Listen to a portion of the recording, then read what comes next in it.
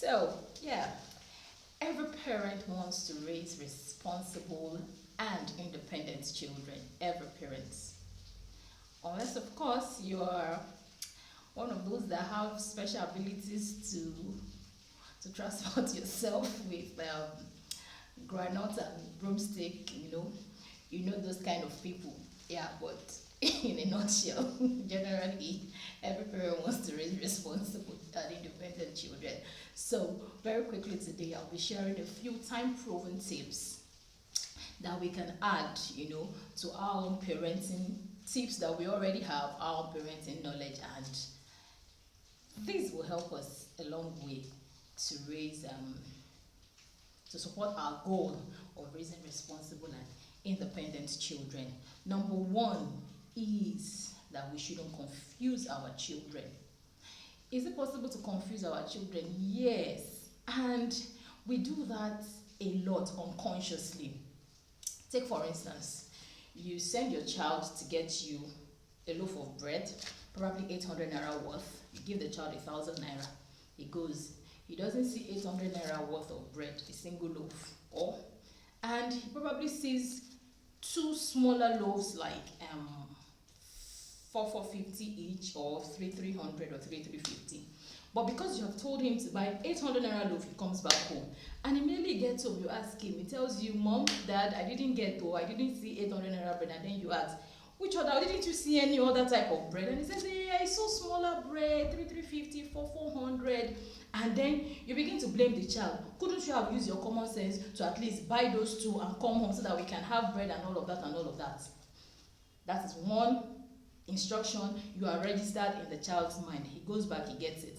Another time, you send the child to get you same 800 naira loaf of bread, and you already have plans for the 200 naira balance, but the child is not aware, and the child goes. He couldn't get the same 800 naira loaf of bread, but because you have registered it in his mind the very first time that he could have used his initiative, he could have used his common sense. Immediately gets there, he doesn't see 800 naira bread. He sees two smaller loaves, 450 or 500. He buys the two and he comes home. And immediately he comes home, you're expecting balance you did not see. You begin to blame this child again. How could you have done such a thing? Don't you know I want to use the change? You should have just come back home. Of course, children don't have the ability to read our minds. So when you do that, you begin to confuse these children. You make them very unsure of themselves.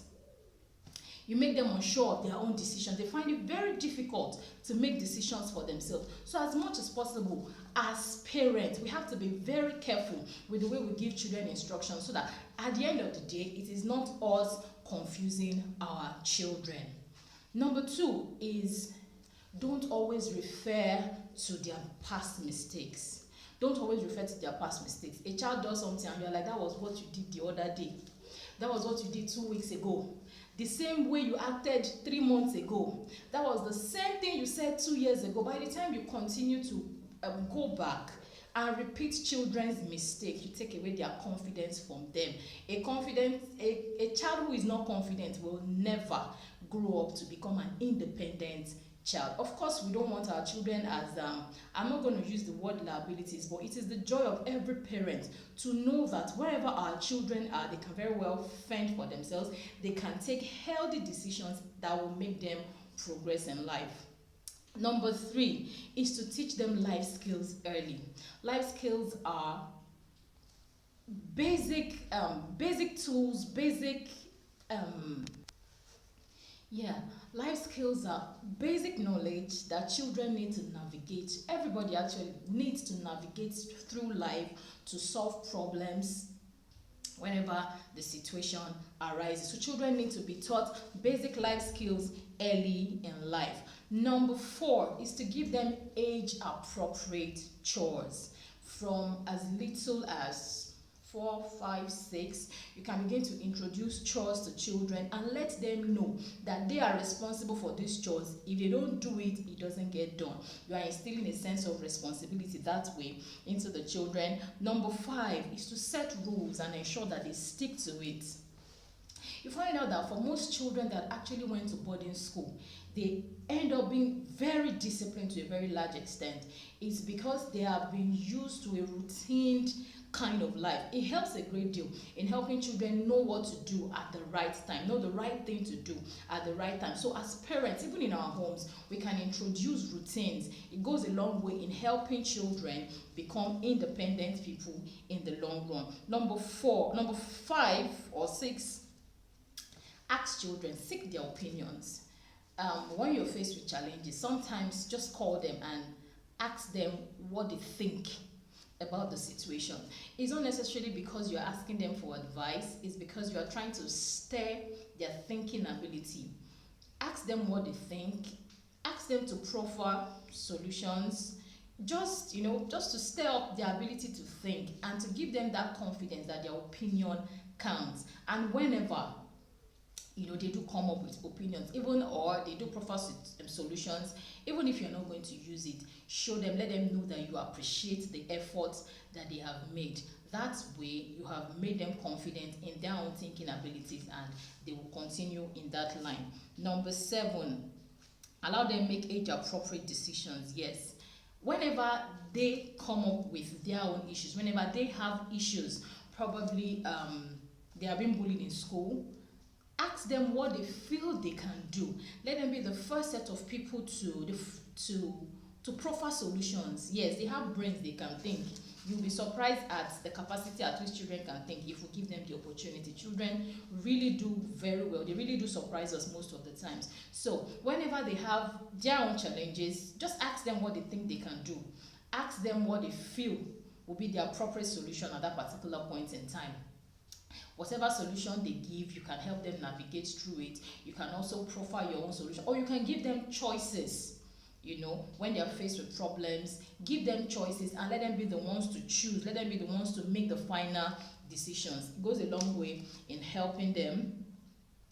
Also, get them involved. Yes, get them involved in decision-making process in the house. Probably when it comes to shopping on Saturdays, you can get them involved in the process in making decisions. Ask them what they think will be better in terms of, generally, you know how your home works, probably in terms of feeding, if you want to change the feeding routine, in terms of electricity bill, how you feel you can conserve electricity. Just get them involved in decision making. If there are major decisions you want to make in the house, let them be a part of the process. Let them be a part of budget drafting and all of that.